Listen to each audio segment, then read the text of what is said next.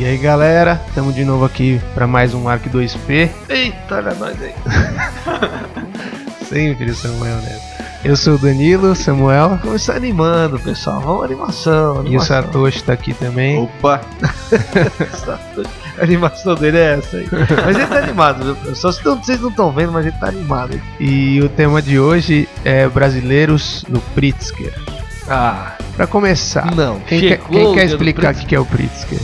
Pra quem não tá inteirado ali. Quem que é o Google aqui? O Google já tem aqui uma descendência, é nipônico. Eu vou até indicar, na verdade, um podcast que eu acho que tem o Bruno Sarmento participando no ArcCast e eu acho que ele explica muito bem, então acho que não faz sentido a gente tentar explicar de novo, então quem quiser entender o que é e não sabe o que é, ouve lá e depois vem ouvir a gente. Em suma, o Pritzker é o prêmio mais cobiçado. É um prêmio Nobel da arquitetura, né? Resumindo. Não é o prêmio Nobel da arquitetura. Tem um cara que é arquiteto, faz projetos e tal, e ele, com certeza em algum momento ele já sonhou em ganhar esse prêmio aí. Quem tá hoje na faculdade aprendendo projeto, provavelmente já deve pensar em um dia ganhar o Pritzker. Tá fazendo isso pra ganhar o Pritzker. Audacioso. Mas enfim, né? Assim, a rigor já pode dizer, não é coisa fácil, né? Quantos arquitetos brasileiros será que se formam por ano? 10 mil, mais ou menos. Porra, e até hoje só ganhou 2, né? Olha lá. Não 2 mil, 2 só, 2 unidades. É. Se formam 10 mil, mas quantos se formam no mundo, né? E quantos seguem também, quantos né? atuam depois como arquitetos, e quantos dos que atuam têm um trabalho com uma relevância, e dos que têm trabalho com relevância, quantos atingem uma relevância especial a nível mundial. Ixi, você vai filtrando, é capaz de não ter gente para ganhar o negócio. Bom, se a gente pensar que o Pritzker começou, né, em 79, e hoje a gente tem 40 prêmios, mais ou menos. Né? E o Pritzker ele é entregue só para quem tá vivo, tá atuando, né? Exato. Não existe prêmio póstumo do Pritzker, né? Não. Porque aí a gente poderia falar, pô, o Le Corbusier não ganhou. Não ganhou porque morreu antes. Infelizmente morreu antes. Pra quem não lembra, dentre outros aí, né? Como eu falado anteriormente. O Niemeyer é contemporâneo dele, porém a gente vai comentar aqui depois a circunstância que ele ganhou. Mas o Niemeyer é contemporâneo de todo mundo. Ele é contemporâneo de Abraão, né? Adão conversava com ele. E ele, enfim, eu já dei um spoiler aqui. Ele foi um dos ganhadores, um dos brasileiros que ganhou. Mas já é de se esperar, né? Ninguém não tá no mundo da arquitetura e já imagina. Quem ganhou o prêmio Nobel da arquitetura que é brasileiro? Pelo menos o Niemeyer. Pelo menos. E temos mais um aí. Temos mais um que também não é segredo. Pra quem vive um pouquinho de arquitetura, também não é segredo, não. É fácil. Pode pensar que é o Lúcio Costa. Poderia pensar que é o Lúcio Costa. Que é o pupilo, né? É o pupilo. Então, mas o Lúcio Costa ele morreu também antes, né? Ou não? Prêmio? Não sei. Mas, enfim. É um prêmio bastante importante, muito cobiçado. E uma coisa importante também de frisar aqui é que esse prêmio ele não... por exemplo, a gente fez aqui uma relação com o prêmio Nobel, né? De uma certa maneira ele pontua a carreira de um cara numa coisa específica que ele fez, né? Sei lá, o prêmio Nobel da física. O cara conseguiu desenvolver lá uma teoria X, né? Que mudou todas as coisas que se pensava anteriormente. Exatamente, né? Que fez uma alteração, enfim, alguma coisa nova que ainda ninguém tinha conseguido chegar. Então é específico, é aquele ponto ali, aquilo ali que deu a ele a condição de pleitear o prêmio Nobel, né? Ou ganhar o prêmio Nobel.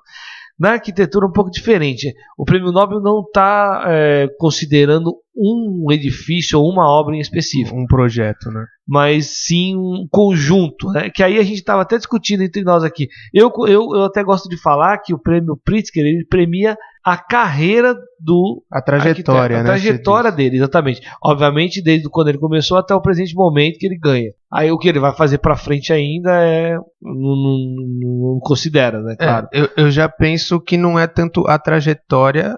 Eu acho que acaba sendo um pouco parecido, mas não tanto a trajetória, mas um conjunto de bons projetos e boas obras, né? Eu acho que não necessariamente ele pega a trajetória ali desde o começo do escritório ou desde o primeiro projeto, entendeu? Eu acho que ele considera assim, ele já está há um bom tempo projetando em alto nível. Então, é um conjunto de tantas obras muito boas, com relevância, com importância, pô, ele merece, sabe? Então eu acho que não é tanto a trajetória, porque a trajetória é todo o caminho que você percorre até começar a realmente produzir, fazer projetos com alto nível, entendeu? Então, mas isso não faz sentido? Toda essa trajetória, você falou bem agora no final aí, toda essa trajetória que o cara percorre... Mas ele não é premiado por isso, é pelo resultado. Não, mas ele só... Pelas grandes obras. Mas ele só obteve esse resultado porque ele percorreu esse caminho aí. Eventualmente um caminho meio tortuoso, Eu só acho que ele não é avaliado, entendeu? Eu acho que é. É que a avaliação, o objeto da avaliação são os edifícios. Quer dizer, num conjunto deles, né? Esse é o objeto da avaliação, mas... eu entendo que ele só conseguiu obter isso daí através dessa caminhada que foi eventualmente meio tortuosa, às vezes não, passou por um escritório, passou por outro. Mas o que eu quero dizer é que isso não entra na avaliação. Isso que eu quero dizer não é porque o cara teve uma trajetória bonita, porque ele começou fazendo bosta e depois começou a fazer coisa boa, não é a trajetória que é avaliada, é o resultado, entendeu? Então, tipo, se você tem uma trajetória mais rápida, teoricamente, se eles avaliassem a trajetória, teria menos importância, entendeu? Isso que eu quero dizer. Não entendeu? Satoshi? Você que tá em casa ou no ônibus, você entendeu o que eu quis dizer, entendeu?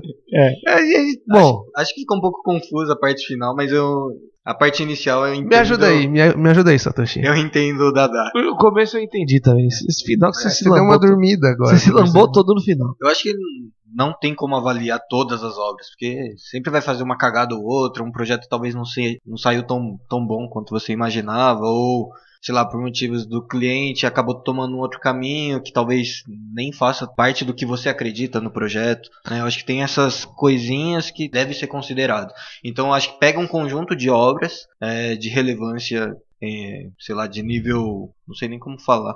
Eu diria um nível mundial mesmo, né? Tem que ter uma... E aí em cima disso é feita uma análise ali entre os jurados e aí entra na discussão. A questão é que é a seguinte, até fazer uma pequena inferência aí na fala do Satoshi, que a gente está falando de obras executadas, tá? A gente não está falando de projetos só. O cara fez lindos projetos, executou nenhum. Até porque o projeto não é avaliado. Né? Então são obras. Então é o que o Satoshi falou. Eventualmente lá no começo da carreira dele, ou no meio, sei lá, teve alguns projetos que foram muito bem pensados. Aí na execução, por questões X, que a gente nunca sabe, financeira, interferência do cliente, até equívocos de projetos, legislação que mudou, sei lá, e aí aquilo acabou perdendo, né, a sua natureza ali, que poderia ser um edifício realmente transformador. Mas enfim, de uma maneira geral, vamos falar da trajetória desses edifícios. Ele pega, então o Pritzker contempla os edifícios que estão ali em melhor qualidade desse arquiteto, né? Que em melhor qualidade, leia-se da seguinte maneira: são edifícios que trouxeram à comunidade alguma transformação realmente substancial, do ponto de vista de arquitetura, de espaço, de vivência, né? Então, quando esses edifícios são escolhidos ou são contemplados, né, esse conjunto, é porque realmente, em algum momento, isso tudo, óbvio, condensado, e aí buscando uma linguagem única desse arquiteto, houve uma transformação no mundo da arquitetura, se assim a gente pode dizer. Talvez isso seja meio profundo ou meio abrangente demais, né? O mundo da arquitetura mudou. Não é tão grande a coisa assim. Mas, por exemplo, falar rapidamente uma coisa do Niemeyer aqui.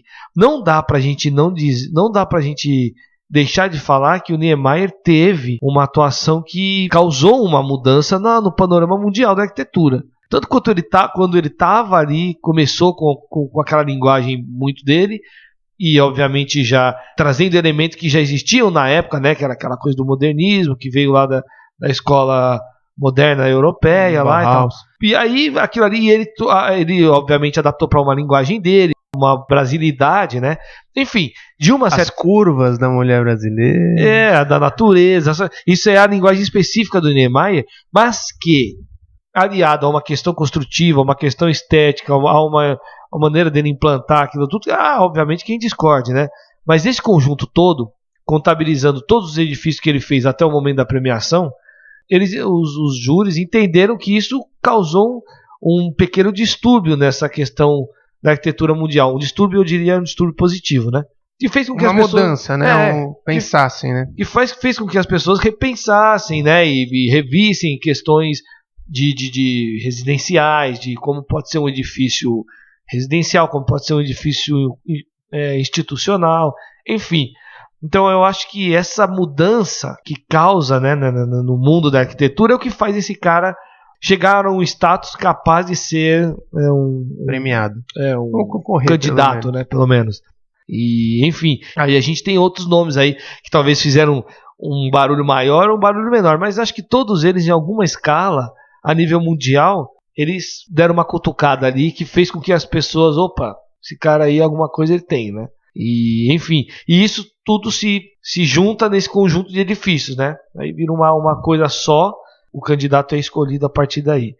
Mas do Brasil, eu tô falando aqui do Niemeyer, a gente tem um segundo ganhador, né? Só lembrando, né? O Niemeyer ganhou em 88 e foi o único prêmio que foi dado para 2 arquitetos. Diga-se de passagem, eu não sei explicar o motivo dessa duplicidade aí. Eu também pesquisei, também não encontrei nada. Tanto em relação a prêmio também, a gente não sabe se ele foi dado o mesmo valor para os dois ou se foi dividido entre os dois, né? E aí a gente pode pensar algumas possibilidades do porquê ele recebeu esse prêmio junto com o americano Gordon Bunshaft. Qual foi o ano que ele ganhou? Em 88. 88, o Niemeyer tinha 81 anos. Ele tinha 81 anos, ele já era um senhor. Né? Já coloco aí. Achavam que, não ia aguentar mais muito tempo. Não, assim, pra mim é isso. Não vai aguentar mais muito tempo. Mal sabiam eles que ele ia chegar a 104. A gente tem um exemplo. O Dadão tá falando isso, não é de besteira. É pelo seguinte: a gente tem um exemplo de um ganhador do Pritzker, que é o Frei Otto. Eu não sei nem se assim se pronuncia o nome dele, porque ele é alemão. É Frei Otto, né? Frei Otto. Que ele ganhou em 2000 quanto? 2015. 2015. E ele não chegou a receber o prêmio porque ele faleceu alguns dias antes. Mas ele já sabia que é o ganhador e já tinha sido confirmado, né, ele como ganhador. Na verdade, como funciona? O Pritzker manda carta para quem vai ser o vencedor do ano seguinte. Eles acho mandam... que não é carta não, deve ser um e-mail, né? Uma coisa mais... Eu acho que é mais um fax. Eu acho que é um zap, viu? Um áudiozinho. E aí, tá afim? Não, mas aí eles mandam um comunicado. Daí a gente não sabe como, se é por correio eletrônico. Mas manda um comunicado em novembro do ano anterior, perguntando se a pessoa aceita ganhar o Pritzker. E aí, será que alguém nega? Até agora a gente até chegou a pesquisar, ver se alguém rejeitou. Falou, não tenho esse nível. Procure outro. Eu acho que outro merece mais que ele. Mas aí ele aceitando, aí ele recebe em março. E aí foi o que aconteceu com o Frei Otto. Ele foi convidado, né? Ele foi indicado em 2015, né? Novembro de 2014 ele recebeu, falou: você quer? Aceito. Vem buscar. Não foi. Chegou em 2015 e deu calote. Então, não apareceu. Então, esse é um caso de um arquiteto que já era. Ele estava com 89 anos, parece. Ele morreu com o Frei Otto. Ele já estava bastante idoso, enfim. São coisas da vida, né? É o caminho natural, né? Nasce, vive e morre. Ou seja, por isso que achamos que o único prêmio duplo que foi dado, que não foi para um escritório, né? Por merecimento? Foi dado pro Niemeyer em 88 junto com outro arquiteto, porque achavam que talvez se ele recebesse o comunicado no ano seguinte, talvez ele não fosse buscar também. Deve ter outros homenageados na lista, não é possível. Não sabemos. Bom, de qualquer maneira, se você souber, escreve embaixo aí pra gente, nos ajuda nessa pesquisa que vai ser bastante construtivo. A questão é que o Niemeyer tudo isso aqui é achismo, tá, gente? Ninguém sabe. A gente tá só tirando onda, vocês sabem disso. Vocês já conhecem a gente, né? A questão é, o Niemeyer ganhou isso com 81 anos, só que ele viveu até 104. E ativo, né? 104 anos, ele tava lá com aqueles croquis, né? Obviamente, já tinha já tinha um staff ali que, né? Era mais na parte da criação, né? Mas assim, ele viveu mais 20 e poucos anos fazendo projeto, né? Engraçado. Então eles falaram, podia ter dado mais pra frente esse negócio aí, entendeu? Pois é, porque tem muito arquiteto que vamos supor que ele pudesse ser premiado uma segunda vez, e eu não tenho aqui elementos para contabilizar a quantidade e a qualidade dos projetos que ele fez entre os 81 anos e os 104. Mas vamos admitir que são 23 anos, né? 23 anos. O cara tá com uma calculadora Rapaz, aqui. essa conta foi rápida de cabeça. 23 anos, ele tá trabalhando ainda, construindo edifícios pelo mundo inteiro. Ele poderia ganhar outro Pritzker, porque o Alejandro Aravena, se eu não me engano, é o mais novo aí que ganhou em 2016? 2016, ano passado. Ganhou em 2016. O cara tem 50 anos. Então vamos admitir que ele começou a fazer arquitetura depois de formado, com 25 pelo menos. Ou seja, o que o Niemeyer trabalhou depois de ganhar o Pritzker é o que o Aravena trabalhou na vida para ganhar o Pritzker. Exatamente, ou seja, de novo, eu não tenho aqui elementos para quantificar quantos edifícios fez o Niemeyer depois de ter ganhado, depois de ter ganho, e a qualidade. Mas, admitindo que foram muitos edifícios e que ele manteve uma regularidade aí de um nível altíssimo, ele ganhava de novo, cara. O cara é um mito, né? Lembrando que é uma lenda. Nenhum arquiteto ganhou mais de uma vez, né? Eu não sei acho que nem se tem pode, né? uma regra específica, mas eu acho que eles devem considerar, ganhou o prêmio, você vai ser sempre um premiado, não precisa te dar de novo, você continua sendo igual... E aí chuta o balde, né? Faz qualquer tipo de arquitetura. Faz qualquer coisa, você vai reclamar, então, tem o Pritzker. Eu não sei, aí nesse ponto de vista, de não fazer um paralelo com o Nobel, eu não sei se o Nobel um indivíduo poderia ganhar ele mais de uma vez. Primeiro que é dificílimo, né? Mas não sei, vamos de novo numa ideia do... Se ele fizer duas ideias vamos na ideia do físico, por exemplo. O cara desenvolveu lá... Medicina, normalmente tem, né? O cara criou uma coisa, daqui 20 anos ele vai lá e cria outra cura. Eu não sei se isso é possível, mas me parece plausível que sim, né? Agora, no campo da arquitetura, é esse negócio, talvez o cara não tenha tempo para produzir de novo. Eu não sei se faz muito sentido. No caso do Aravena, ele vai ter, né? Se você pensar no Aravena, 25 anos, sei lá, que ele vive até os 75. Não, até os 75? O cara vive na cidade, tem Ô, Aravena, se você estiver ouvindo aí, cara, é brincadeira. Direitos básicos preservados, que é isso? Esse cara aí, vai até os 100 anos, fácil. Se ele viver até 100 anos, são mais 50 anos de arquitetura. Dá pra ganhar mais 2, dá pra ser tri. Dá pra ser tri. Mas enfim, não existe... Levantar Jules Rimet. Não existe relatos de que um único arquiteto ganhou mais de uma vez, né? É um prêmio, eu acho que é um prêmio único mesmo. Você é um premiado pro resto da sua vida, agora acabou. Você vai ser lembrado como Pritzker do ano tal. Né? Lembrando que a avaliação dos jurados também não é só feita por arquitetos, né? Tem outros membros que não são arquitetos que ajudam na escolha do profissional. Normalmente são arquitetos famosos, muitas vezes até ex-vencedores do Pritzker. Ou ao contrário, né? Alguns que eram jurados, saiu para ganhar o prêmio e talvez volte. Porque como jurado, acho que você não pode votar em você. Vocês estão um trombequinho aí, né? Tem 2 nomes aí que saíram, ganhou e talvez possa voltar aí, né? Fala na cara aqui, Satoshi. Shigeru Ban e Aravena. O Shigeru Ban, pessoal, ganhou em 2014. Eles saíram, de repente, passou um ano, no outro seguinte ganhou. Opa, como assim, né? Posso ser júri de novo? O Shigeru Ban é um arquiteto japonês, né? E ele tem um trabalho bastante interessante, assim, bem fundamentado em estruturas, quer dizer, ele trabalha com muita coisa, mas dentre essas muitas coisas, estruturas de papelão. Eu acho que aí talvez por isso que ele tenha ganho esse pensamento diferenciado. Bambu também, trabalha com bambu. Essa que o Samuel tinha falado no começo, de repensar as coisas que estão naturais na arquitetura, né? Dá uma revolucionada ali, né? Exatamente. Então, ele revolucionou esse aspecto. Eu, em particular... de papel mesmo, tubos de papel. Uma estrutura tubular de papelão, né, robusta e tal. Ele tem uns edifícios que ele fez lá. Eu não sei nem se esses edifícios são permanentes ou eram coisas experimentais que depois ele desfazia e tal. Mas assim, eu em particular não sou um grande fã da arquitetura do Shigeru Ban. Inclusive, a última coisa que eu vi, assim, que eu me lembro dele... Sorte dele que você não era do júri, hein? Sorte mesmo. Ele fez um projeto... Ele foi um dos que fez ou finalistas, não lembro, daquele projeto no Rio de Janeiro agora, não sei se é o MIS, que quem ganhou foi o Diller Scofidio mais Renfro. Inclusive, acho que isso já está em construção, lá, se eu não me engano, está bem avançado. Este mesmo concurso, o Shigeru Ban participou e, nossa, o projeto dele era uma coisa surreal, de ruim, assim, muito maluco, muito maluco. Não, infelizmente, eu preciso falar, é muito ruim. Enfim, pesquisem aí no Google e critiquem o Samuel falando ruim é o seu. Não, a gente pode falar porque a gente tá longe desses caras, então não tem importância, né? Se eu tivesse do lado dele, entendeu? Você nunca vai ouvir um fulano que tá equiparado a ele em qualidade falando dele. Não vai, não, eu respeito o trabalho dele. Eu acho horrível. Eu posso falar, eu não sou ninguém. Até porque você tá caminhando pra lá. Já ganhou um prêmio essa semana. Eu não sou ninguém na fila do pão, né? Deixa eu falar. Mas enfim, o Shigeru Ban é um dos que ganhou e que...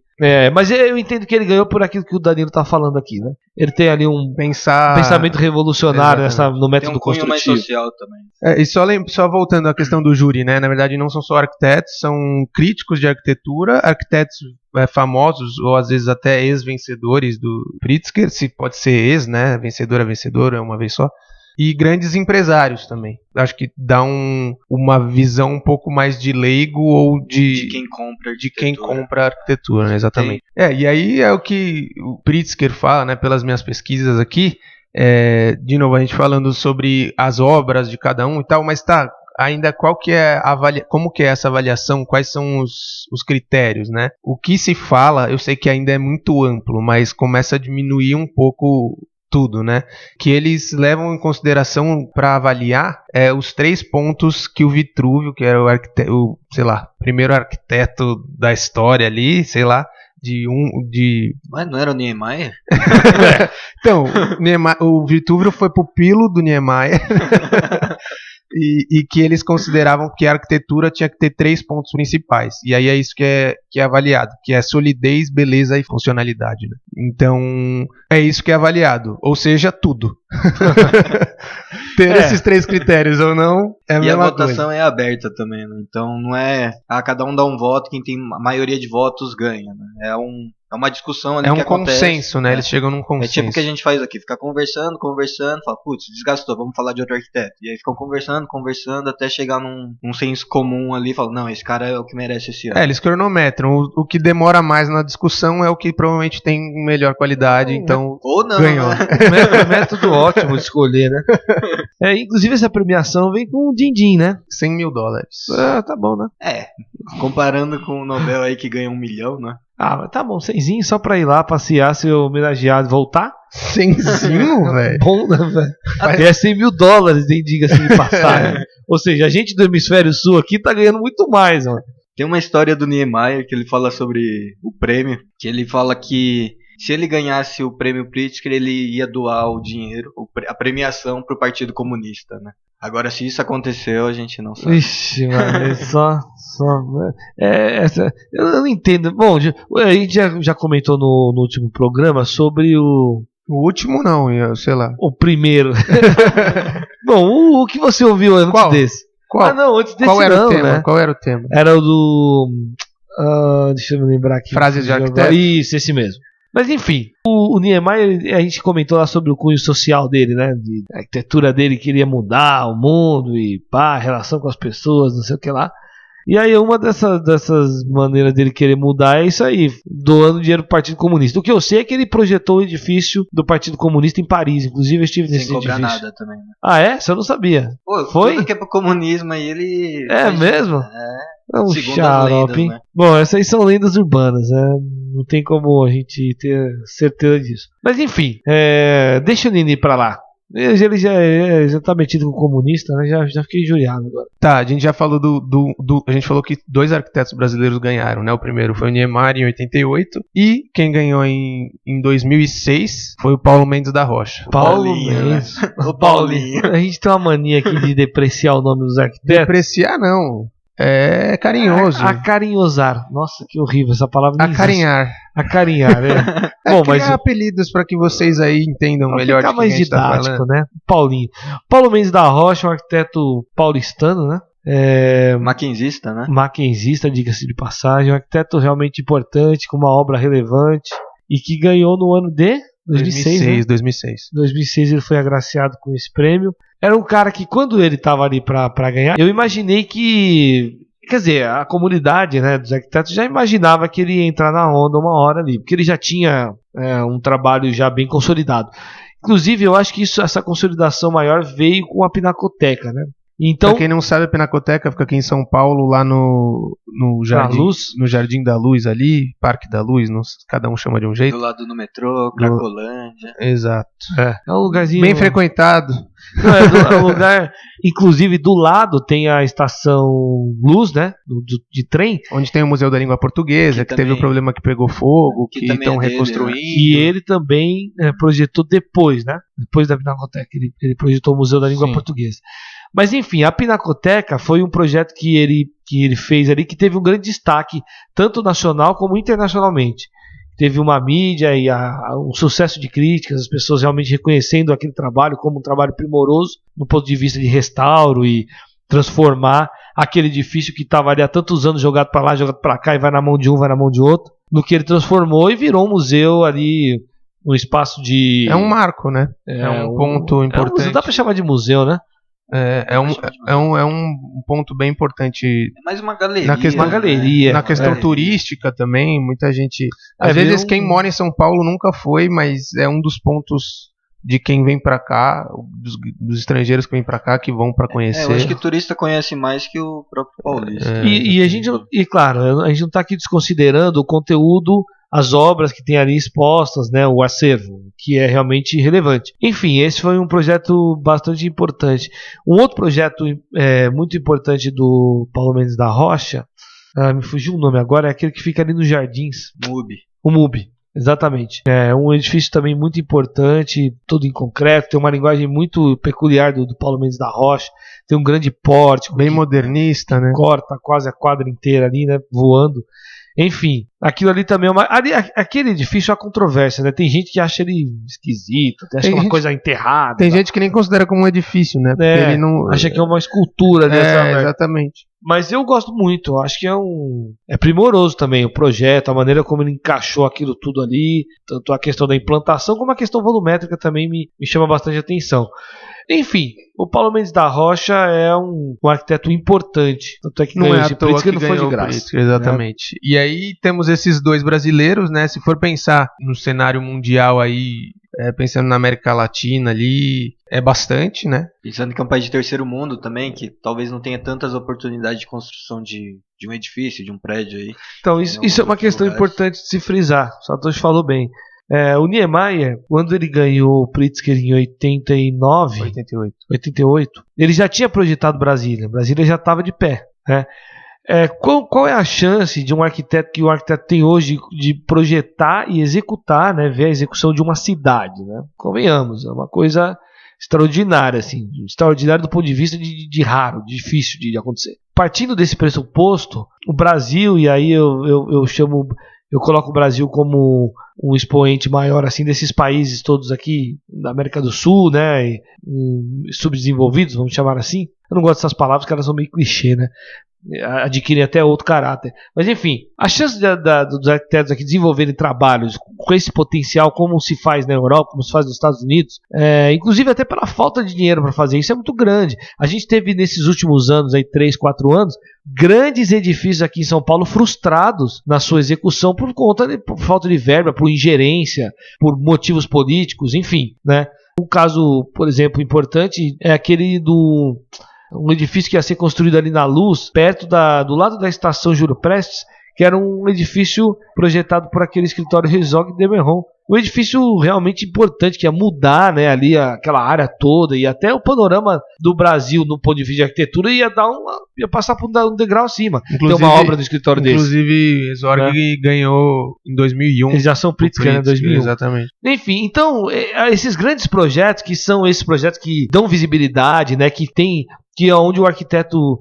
eu não estou falando que são só esses projetos, tá? Mas esses grandes projetos dão a possibilidade do arquiteto desenvolver um trabalho que vai causar esse estremecer, né? Esse impacto. Ele vai poder ser visto internacionalmente e eventualmente entrar nesse rol dos grandes arquitetos aí, candidatos ao prêmio Pritzker. A gente aqui, nesse ponto de vista, a gente é muito frustrado. As coisas são construídas e quando construídas, muitas delas depois são deixadas ao léu e, enfim, abandonadas, viram uma caca, né? Se você ganha um concurso público para alguma obra pública, né? Já executa 10 anos depois, se executa da mesma forma que foi projetada, né? Então tem muito esse problema, né? Aí o que sobra? Aí você fala, pô, mas você não pode ficar só pautado em que o grande arquiteto que vai ser premiado vai ganhar com grandes obras.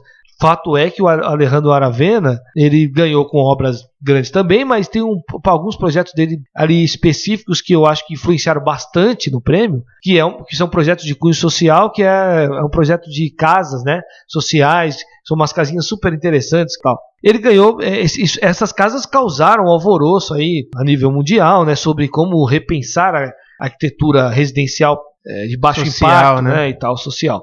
Enfim, você tem essa possibilidade. E aí o Brasil vamos dizer que é um celeiro para isso, né? O que mais precisa aqui é pensar esse tipo de coisa para pessoas carentes, que tem gente morando em morro, em palafita, aí, em lugares que não tem a menor condição. Mas de qualquer maneira... a execução disso que acaba... É entre o pensar e o executar que a gente acaba perdendo. Sempre, assim, não vamos tratar isso daqui também como um chororô, né? A gente não vai conseguir, não é a questão, não vamos conseguir, não. Existem caminhos, né? Mas já tá arranjando desculpa pra não ganhar o Pritzker. Não quero. Né? Se eu não ganhar um dia, que vocês ouçam esse podcast aqui, que eu já tô justificando. É culpa de quem paga. Exatamente. Mas enfim, né? De novo, a gente vê os exemplos aí. Inclusive o Aravena, ele ganhou, ele é chileno, ele é desse ambiente que a gente tá falando que teoricamente é subdesenvolvido. Apesar de que o Chile tá um pouquinho na nossa frente, um pouquinho um montão. Ultrapassou, né? Ultrapassou, na verdade. Tá bem na nossa frente. Você acha? Em que aspecto? Arquitetônico. Mas a qualidade arquitetônica do Chile tá excepcional, cara. E eu não diria só do Chile, eu diria da Bolívia, da Colômbia. Eu falo da Bolívia. Nada contra a Bolívia, mas só sem querer que escapou. Ainda não, Bolívia ainda não, né? A Colômbia, eu acho que a Colômbia. Eu só conheço um arquiteto boliviano. Assim, que eu nem lembro o nome, mas eu sei que ele boliviano.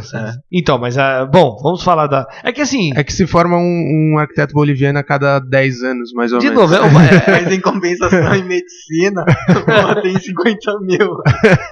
É mesmo, né? Mas a questão, na verdade, é o seguinte: só pra gente não levar essa discussão pra um campo muito maluco aqui das ideias. Já levou, né? Não, vamos voltar pra realidade. Não dá pra comparar muito também o Chile. Assim, a comparação tem que ser muito bem estruturada, porque o Brasil é um país enorme, continental, né? O Brasil tem que comparar com a Haiti, né? Sei lá com o que o Brasil tem que comparar. Não dá pra comparar com nada. As coisas que acontecem aqui são só daqui. É uma loucura. Mas enfim.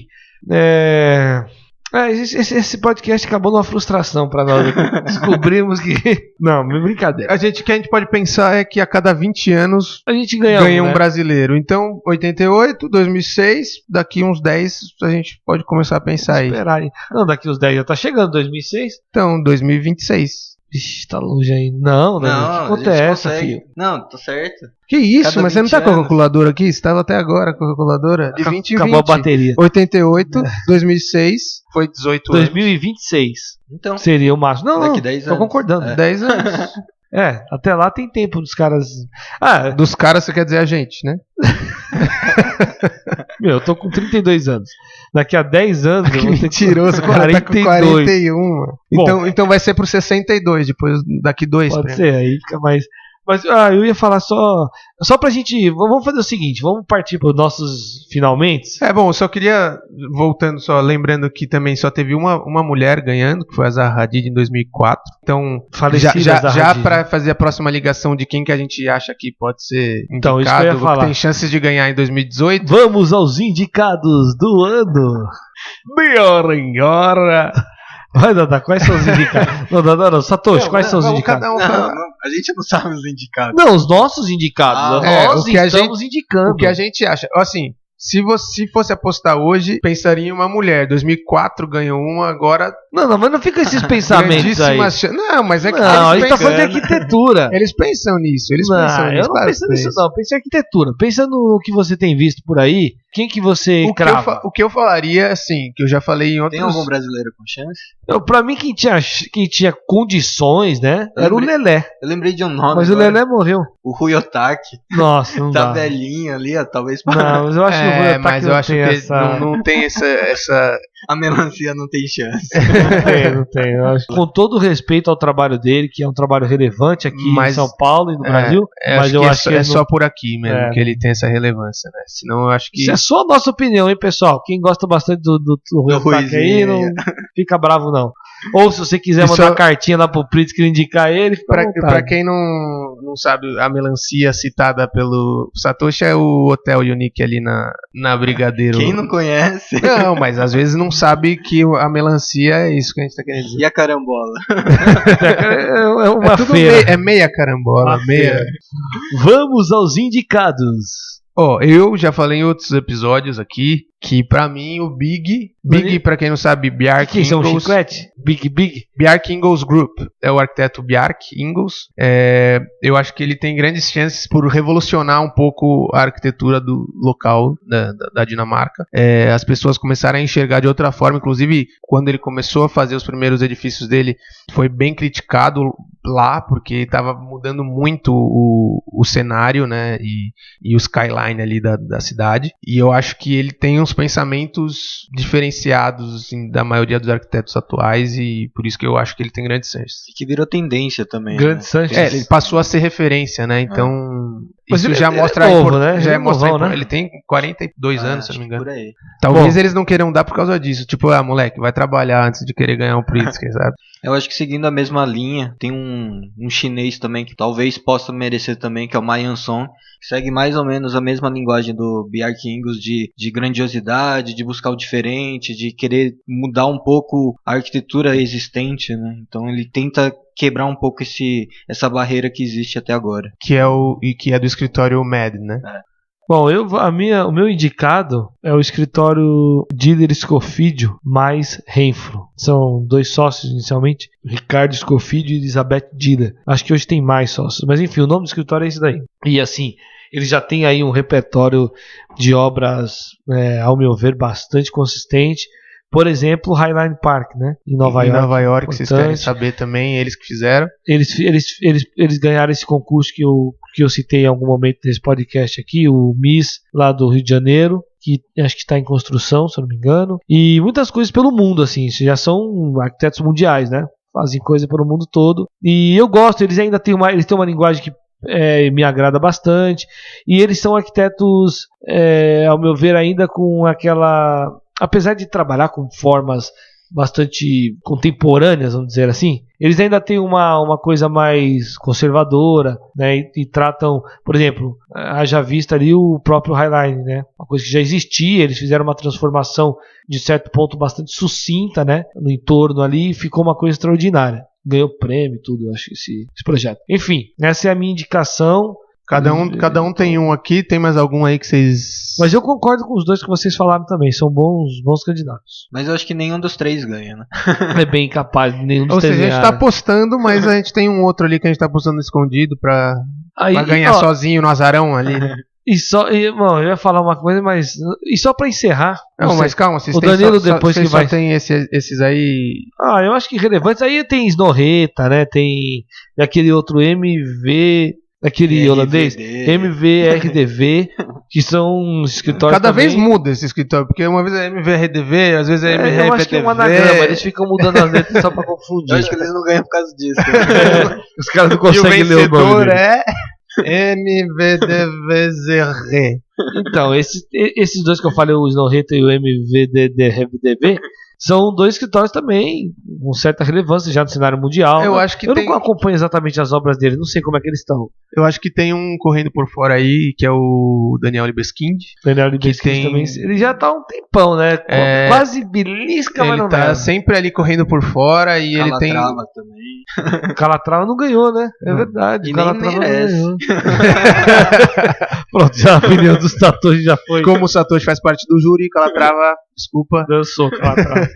Fica pra próxima. Mas o Libeskind, ele tem obras muito importantes mundialmente e já há um bom tempo ele tem alguns projetos aí, algumas obras bem interessantes. Então, acho que pode ser um nome importante aí a se pensar. E tem mais um que o Satoshi tinha comentado também. Que é o Francis Queré. Ele é natural de Burkina Faso. Foi um africano. africano, negro, radicado na Alemanha, acho que ele tá na cidade de Berlim, e ele tem um apelo mais social, muito parecido com o do Aravena, né? O Shigeru Ban também tem uma pegada mais assim. De fazer com os materiais locais, trabalha com uma cultura local. Isso, usar materiais locais, mão de obra local, né? Sem ter essa preocupação de importação, ensinar novas técnicas, né? E com o que tem ali, ele acaba fazendo uma arquitetura de qualidade, né? Então acho que ele é um nome forte que de repente pode aparecer aí mais pro lado social, né? E pela questão de polêmicas e tal, um arquiteto negro, africano, ganhou. Sempre dá aquelas... Então assim, você que não conhece esse pessoal que a gente tá falando, pesquisa ali Big, Francis Queré, Mayan Song, Diller Scofidio, mais Renfo e Daniel Libeskind. Procura ali, porque se eles ganharem, a gente tá aqui gravado o que a gente falou. A gente profetizou. E aí é legal você já conhecer a arquitetura deles ali e também ter a opinião de vocês. E aí, ó, só pra fazer uma brincadeira aqui pra gente já encerrar nossa conta, que se pudesse dar um prêmio póstumo, pra quem vocês dariam esse prêmio póstumo aí? Eu acho que você já comentou. Eu acho que o Lelé teria... Não, mas pode ser a nível mundial. Você escolheria Brasil, o Lelé? Eu acho que faz parte do mundo. Não. Mas tudo bem. Só tô lembrando. Não, eu acho que eu teria homenageado ele. Eu acho que ele tem muitas obras bem interessantes. Eu acho que teve um pouco também da questão social, que a gente falou que é importante na hora de se pensar no Pritzker. E se fosse fazer uma homenagem póstuma, eu acho que ele teria grandes chances. Você também, Satoshi? Não, eu pensei na Lina Bobardi. Acho que como mulher, quebrando um pouco daquela ideia da década de 50, 60 ali, que mulher não entrava em obra, quase não existia mulher arquiteta, né, e trazer uma revolução, um método construtivo ali que até então muitos achavam que não era possível. Então acho que ela trouxe... Na época, né? Não sei se a Zaha tem alguma influência da Lina Bobardi, mas espero que sim, né, que ela tenha inspirado e que tenha inspirado outras mulheres também aí. Eu acho que mais pela questão do merecimento, sabe? Só voltando, o Lelé é João Figueira Lima, que foi arquiteto brasileiro também, na mesma época. Não vou falar que é contemporâneo do Niemeyer, porque a gente já falou que todo mundo mas é da época modernista aqui e revolucionou também. Ele fez muitos hospitais, aqueles hospitais da rede Sara Kubitschek, né? São projetos bem interessantes. E aí, indo já pra Lina Bobardi, projetou o MASP aqui em São Paulo, o Sesc Pompeia também aqui em São Paulo. Então, eu gosto mais do Sesc Pompeia do que do MASP, diga-se de passagem. Mas como revolução de método construtivo, acho que o MASP tá disparado. Eu gosto mais do... Deixa eu gostar mais do... Não, ninguém tá recusando, só que talvez no próximo episódio você tenha sido cortado. Deixa eu dar o meu aqui, póstumo, pô. Bom, a gente já excluiu os figurões gringos, né? Álvaro Alto... Porra, esse merecia também. Nossa, esse merecia demais. O Louis Kahn. O Louis Kahn eu tenho minhas dúvidas. O Alto não ganhou? Acho que não ganhou, não. E aí, Corbusier também, pelo impacto. O Corbusier é o pai do Pritzker, né? Ele vai ser o primeiro ao concurso. Mas enfim, a gente fala aqui do Le Corbusier, as pessoas vão achar que a gente é defensor, né? Nossa, sabe que a gente odeia o cara. Não, a gente não odeia o cara, mas também não somos defensores né? Mas enfim, já excluímos os figurões gringos, né? Eu ia fazer menção aqui ao Artigas, né? Esse não merece. Eu acho que o Artigas... Acho que o Artigas também é um nome importante na arquitetura Vila Nova Artigas brasileira, principalmente paulista, né? Mas brasileira. Um cara também deu uma boa mexida na cara da arquitetura, né? Eu acho que esses três são bons nomes aí para um prêmio póstumo. Brasileiro. Brasileiro. No caso ficou brasileiro, mas se... Até porque o tema do episódio é brasileiros no Pritzker. E, bom, acho que é isso aí. Espero que vocês tenham gostado. Desculpem aí se a gente falou alguma merda. É só uma conversa de bar aqui. Que de bar, rapaz? Eu não bebo, né? Que você conversa de bar, não. Mas você só tem bebida tô tomando no bar? Suco. Só tem bebida. Uma conversa de bar, mas nós estamos comendo coxinha. Um amendoim. E mandem seus comentários aqui embaixo. O feedback de vocês é sempre bem importante pra gente. Queria agradecer também de novo o Coworking Arc por ceder o espaço pra gente poder fazer as gravações, nossas reuniões. E é isso, espero que vocês tenham gostado. Valeu, pessoal, até a próxima aí. Um abraço. Valeu.